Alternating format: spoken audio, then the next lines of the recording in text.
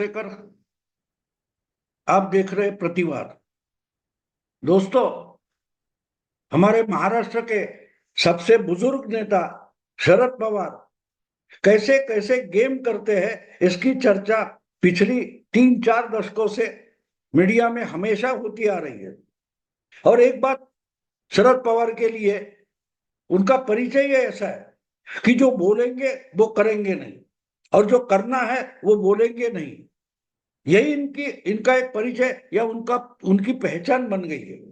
तो इसलिए शरद पवार क्या बोलते हैं और क्या करते हैं, ये हम अगर देखना चाहते हैं या समझना चाहते हैं तो वो संतुलित तरीके से देखना पड़ता है। क्योंकि शरद पवार मुंह से बोलेंगे कि मैं पूना से मुंबई की तरफ निकल पड़ा हूं, लेकिन वो असली कहाँ है और किस तरफ चल पड़े हैं वो देखना पड़ता है। क्योंकि वो बोलेंगे पूना से मुंबई जा रहा हूं, तो शायद उसी वक्त शरद पवार मुंबई से पूना के तरफ निकल पड़ते हैं।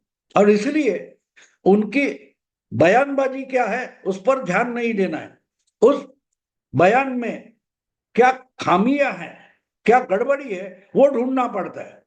अचानक से शरद पवार ने 2 दिन पहले एक बात बोल दी कि हमको अभी विधानसभा का चुनाव जीतना है, और हमको इसका मतलब उनका कहना था कि उनकी अकेले की जो शरद पवार राष्ट्र एनसीपी पार्टी है उसको जिताना नहीं है, हमको पूरा का पूरा जो एमवीए गठबंधन है, महाराष्ट्र महाविकास आघाड़ी, उसको जिताना है।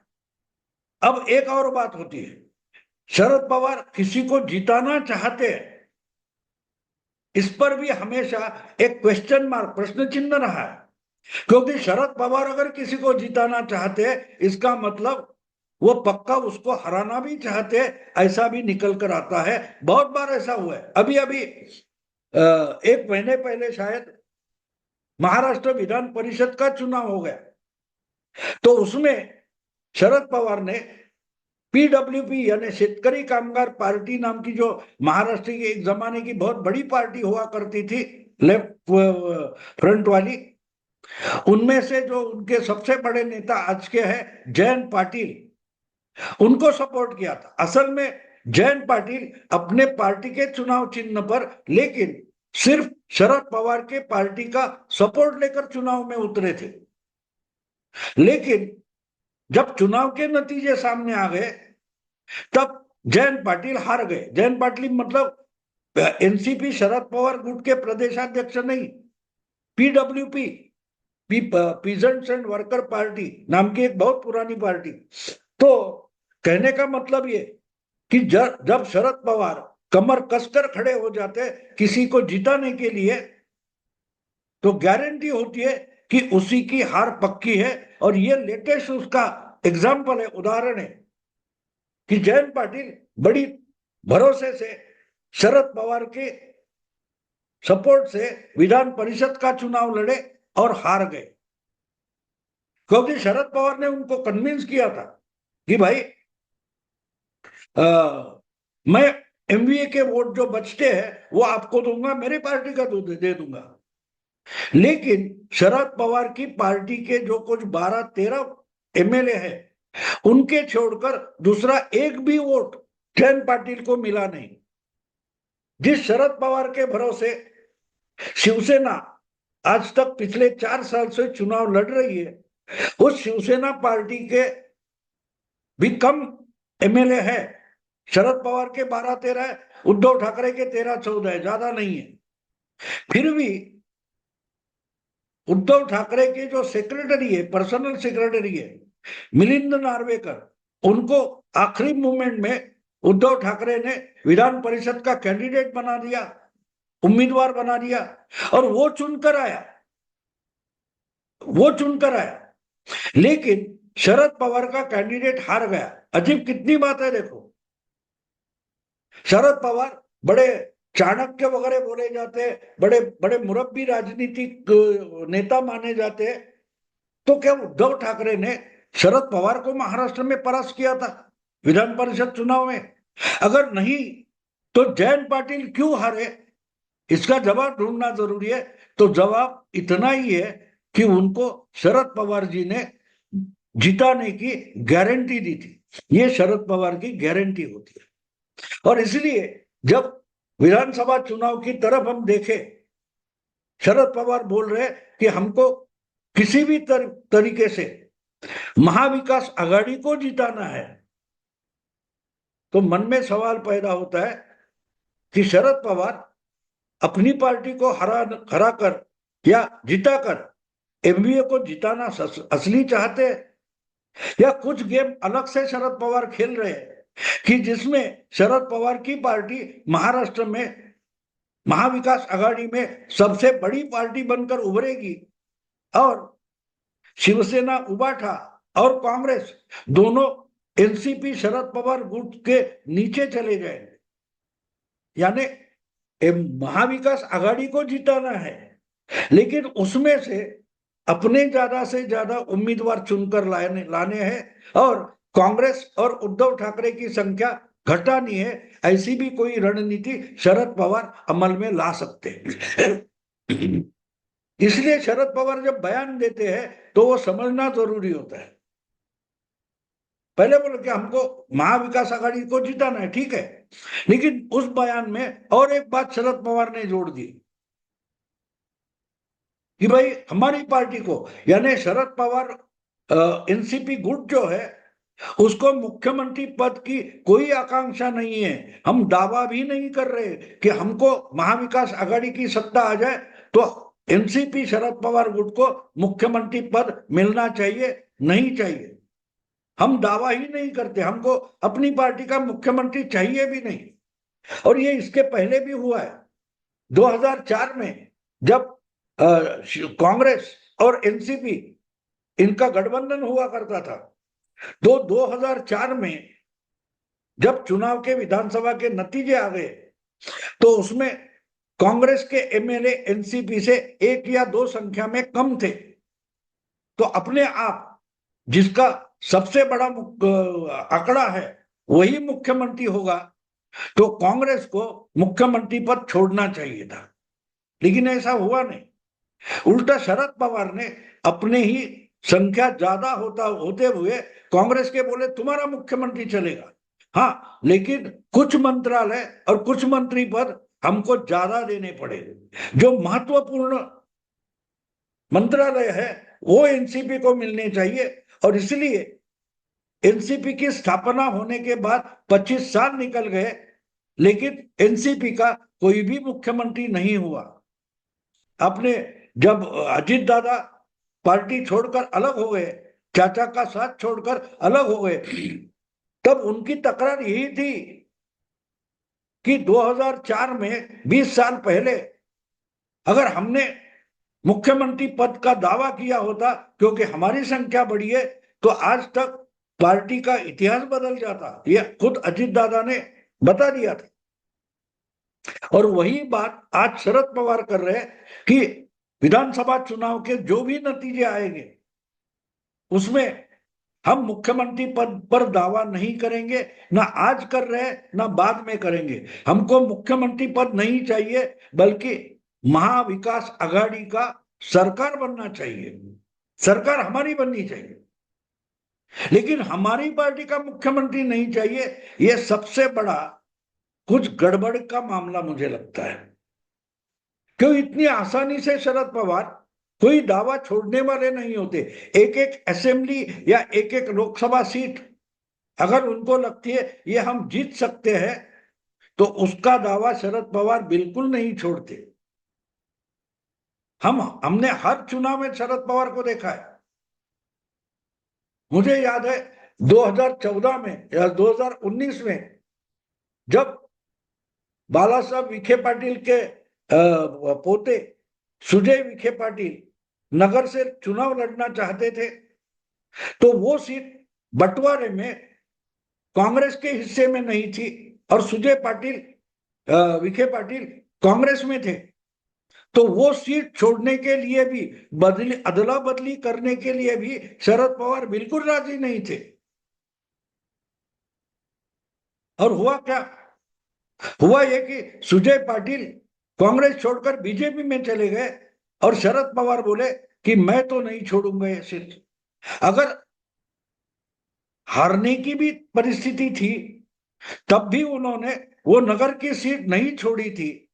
और वही शरद पवार आज अगर बड़ा बड़ा पार्टी बनती है, संख्या में बड़ी होती है, तो मुख्यमंत्री पद मिल सकता है, तो उसके पहले ही वो छोड़ देना चाहते हैं। कितनी अजीब बात है दोस्त, कितनी अजीब बात है। और एक बात इसको जोड़ना जरूरी है, बहुत सारे महाराष्ट्र के पत्रकार जो है, एनालिस्ट है, उनसे आप बात करो, अगर पहचान है तो बात करो कि इस उम्र में शरद पवार जिस ढंग से दौड़ धूप कर रहे, तबीयत ठीक नहीं है फिर भी दौड़ रहे, तो किस लिए यह सब कर रहे, किस कारण से कर रहे, ये सवाल किसी भी मराठी पत्रकार या एनालिस्ट से पूछो, आपको एक ही जवाब मिलेगा कि वो अपने बेटी को पॉलिटिक्स में सेटल करना चाहते, प्रस्थापित करना चाहते। और ज्यादा नजदीकी कोई होगा तो वो बोलेगा कि वो सुप्रिया सुले को महाराष्ट्र की पहली पहली महिला मुख्यमंत्री बनाना चाहते। यानी बात सीधी है, बात सीधी है। पवार साहब को अपनी पार्टी का अगर मुख्यमंत्री होगा तो वो सिर्फ उनकी बेटी होगी, ना कि और कोई होगा, ये इन्होंने पहले से तय कर किया हुआ है। और इसलिए अगर आज से वो दावा करेंगे कि नहीं, अगर हमारी पार्टी की संख्या सबसे बड़ी होगी और मुख्यमंत्री पद शरद पवार एनसीपी गुट को मिलता है, तो सुप्रिया सुले ही उसकी दावेदार रहेगी, ये बात अगर उद्धव शरद पवार आज ही बोल देंगे, तो उनकी पार्टी में जयंत पाटिल जो उनके प्रदेश अध्यक्ष है, वो बहुत सालों से इंतजार में है, कम से कम मुझे उप मुख्यमंत्री तो बनाया जाए, बाद में मुख्यमंत्री देंगे। वो पिछले एक साल पहले जयंत पाटिल ने उनकी जो सांगली में चुनाव क्षेत्र है, वहां बड़े बड़े फ्लेक्स और पोस्टर लगाए थे, भावी मुख्यमंत्री, भविष्य के मुख्यमंत्री। उनकी जन्मदिन था, तब जयंत पाटिल ने सांगली में हर जगह अपने बड़े बड़े पोस्टर लगाए थे कि महाराष्ट्र के भावी मुख्यमंत्री। तो अगर आज ही सुप्रिया सुले का नाम अगर पार्टी के सुप्रीमो शरद पवार डिक्लेयर कर देते हैं, तो जयंत पाटिल क्या खुश हो गए? वो भी उतनी जोर शोर से बोलेंगे नहीं हमारी मुख्यमंत्री सुप्रिया ताई, नहीं बोलेंगे, उल्टा सैबोटेज करने की, घातपात करने की कोशिश करेंगे। और यही शरद पवार जानते हैं, इसलिए वो बोल नहीं रहे मुंह से कि सुप्रिया को ही मुख्यमंत्री करेंगे। अगर गठबंधन जीतता है और उसमें एनसीपी सबसे बड़ा गुट बनकर, सबसे ज्यादा एमएलए गुट बनकर सामने आता है, तो सुप्रिया ताई मुख्यमंत्री बन सकती है, ये शरद पवार आज बोलेंगे नहीं, क्योंकि उससे उनका नुकसान होगा, वो भी जानते। क्योंकि उनकी पार्टी में उनकी बेटी उतनी लोकप्रिय नहीं है, नेता है, पदाधिकारी है, एमएलए है, एमपी है, उनमें सुप्रिया ताई बिल्कुल अप्रिय है। अपनी बेटी को शरद पवार आगे आगे लाते हैं, उसको थोपना चाहते हैं, उसकी नाराजगी है खुद। अभी अभी जो 2 साल पहले पार्टी टूटी थी, उसका यही तो कारण था, भतीजा निकल गया, उसके साथ शरद पवार के बिल्कुल नजदीकी छगन भुजबल, प्रफुल्ल पटेल वगैरह वगैरह सालों से उनके साथ रहे, वो नेता शरद पवार का साथ छोड़कर चले गए, उसका दूसरा कोई कारण नहीं है, क्योंकि उनको वो शरद पवार को मानते, लेकिन सुप्रिया ताई को अपना नेता नहीं मानते। और इसीलिए अगर आज ही डिक्लेयर करना है, तो सुप्रिया ये नाम छोड़कर और कोई नाम निकल ही नहीं सकता। 1-1.5 साल पहले, 2 साल पहले की बात है, सुप्रिया ताई का जन्मदिन था, तो एनसीपी का पूरी एक एनसीपी एक इकट्ठी थी। उस वक्त पार्टी के हेडक्वार्टर में बड़े बड़े पोस्टर लगाए गए थे, महाराष्ट्र की भविष्य की पहली महिला मुख्यमंत्री सुप्रिया ताई। तो उस पर जब खबरें बन गई, तो सुप्रिया ताई ने नाटक किया था, वो पोस्टर निकाल दो, मुझे तो सेंटर में काम करना है वगैरह वगैरह। लेकिन इसका खुले आम शरद पवार कभी इनकार नहीं करते लेकिन उनके मन में मुख्यमंत्री पद के लिए अपनी बेटी छोड़कर किसी का भी चेहरा या नाम है ही नहीं। और इसलिए अगर शरद पवार आज ना बोल रहे हैं तो उसका कारण यह है कि अपनी बेटी छोड़कर दूसरा कोई भी उनकी पार्टी से मुख्यमंत्री बने, ये उनको मंजूर ही नहीं है, मंजूर ही नहीं है।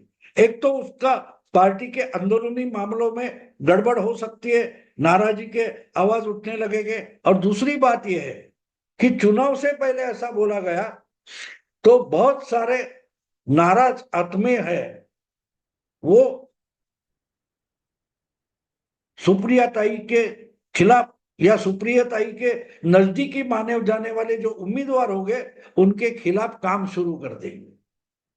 और इसलिए शरद पवार को गठबंधन को जिताना है, अपनी पार्टी के ज्यादा से ज्यादा एमएलए विधायक चुनकर लाने हैं, लेकिन अपना मुख्यमंत्री नहीं बनाना है। कितनी अजीब बात है, देखो महाविकास आघाड़ी में जो 3 पार्टियां सम्मिलित है उसमें से उद्धव ठाकरे आज से लगातार चिल्ला रहे कि मुख्यमंत्री पद का नाम डिक्लेयर करो, चेहरा डिक्लेयर करो। दूसरी तरफ गठबंधन की दूसरी पार्टी है बड़ी, आज की तारीख में लोकसभा में सबसे बड़ी पार्टी बनकर उभरी है कांग्रेस पार्टी। उस पार्टी के नेता जो है नाना पटोले हो गए या पृथ्वीराज बाबा चौहान हो गए, वो तो कहते कि मुख्यमंत्री तो कांग्रेस का ही बनेगा, वो नाम नहीं ले रहे, लेकिन मुख्यमंत्री पद पर कांग्रेस का ही दावा रहेगा, क्योंकि कांग्रेस ही लोकसभा में जैसी बड़ी पार्टी बनकर उभरी, वैसे ही विधानसभा में भी कांग्रेस ही सबसे बड़ी पार्टी, सबसे ज्यादा एमएलए वाली पार्टी बनकर उभरेगी। तो अगर सुप्रिया ताई का नाम आज ही डिक्लेयर करेंगे या सामने लाएंगे तो पार्टी में तो नाराजगी होगी, लेकिन इस डर से कांग्रेस के भी और उद्धव ठाकरे गुट के भी बहुत सारे लोग हैं जो एनसीपी को सबसे बड़ी पार्टी या उनके जो कैंडिडेट हो गए उनके खिलाफ काम शुरू कर देंगे। इसलिए शरद पवार ऐसा देखा कि बड़े उदार हो गए कि भाई मेरी पार्टी तो गठबंधन में रहेगी, गठबंधन का विजय होने के लिए पूरा प्रयास करेंगे, लेकिन मुझे मुख्यमंत्री पद नहीं चाहिए, मेरी पार्टी को मुख्यमंत्री नहीं चाहिए, मेरे पार्टी में से कोई भी मुख्यमंत्री पद का दावेदार नहीं रहेगा। ऐसी तो बातें पवार साहब बार बार करते, आपको याद होगा 2 साल पहले शरद पवार ने ऐसा ही नाटक किया था। अचानक उन्होंने अपने किताब का जो विमोचन था उसमें डिक्लेयर कर दिया मैं राजनीति से संन्यास ले रहा हूं, पार्टी का अध्यक्ष पद छोड़ रहा हूं, और बड़ा बवाल हो गया था। फिर उन्होंने ही एक कमेटी अपॉइंट की और उस कमेटी ने निर्णय लिया कि नहीं नहीं नहीं, पवार साहब संन्यास नहीं ले सकते, निवृत्त नहीं हो सकते, उनको ही पार्टी का अध्यक्ष बने रहना है। उसके थोड़े दिन बाद ही पार्टी में टूट हो गई, बहुत सारे एमएलए निकल गए, फिर भी शरद पवार आज तक पार्टी से अलग नहीं हुए, ना निवृत्त हुए। बात साफ है कि जब कोई पवार साहब बोलते हैं तो उसका मायना बिल्कुल अलग और उल्टा निकालना जरूरी होता है। इसलिए मुझे लगता है कि आज महाविकास आघाड़ी गठबंधन बड़ी संख्या में चुनकर आए, इसलिए शरद पवार प्रयास कर ले रहे, और उसी वक्त मेरे पार्टी का मुख्यमंत्री पर कोई दावा नहीं, ऐसी भी बात बोल रहे हैं, तो क्लियर है उनको अपनी ही पार्टी का मुख्यमंत्री बनाना है और अपनी ही बेटी को मुख्यमंत्री बनाने का सपना वो देख रहे हैं। उनकी ही बेटी उनकी ही पार्टी से मुख्यमंत्री पद की सबसे तगड़ी दावेदार है, यही शरद पवार इनकार की भाषा में बोल रहे। तो इसलिए समझ लेना जरूरी है कि शरद पवार को इसीलिए मुख्यमंत्री पद पर अपनी पार्टी से दावा नहीं करना है। देखते आगे चलकर क्या होता है, लेकिन आज के लिए मुझे ऐसा लगता है कि शरद पवार पूरी कोशिश करेंगे कि गठबंधन को अच्छी संख्या में मेजॉरिटी मिले, लेकिन दोस्तों की संख्या उसमें एमएलए की संख्या कम हो, ये भी प्रयास करेंगे। अगर आपको ये वीडियो पसंद आए तो लाइक कीजिए, शेयर कीजिए और सब्सक्राइब कीजिए। नमस्कार।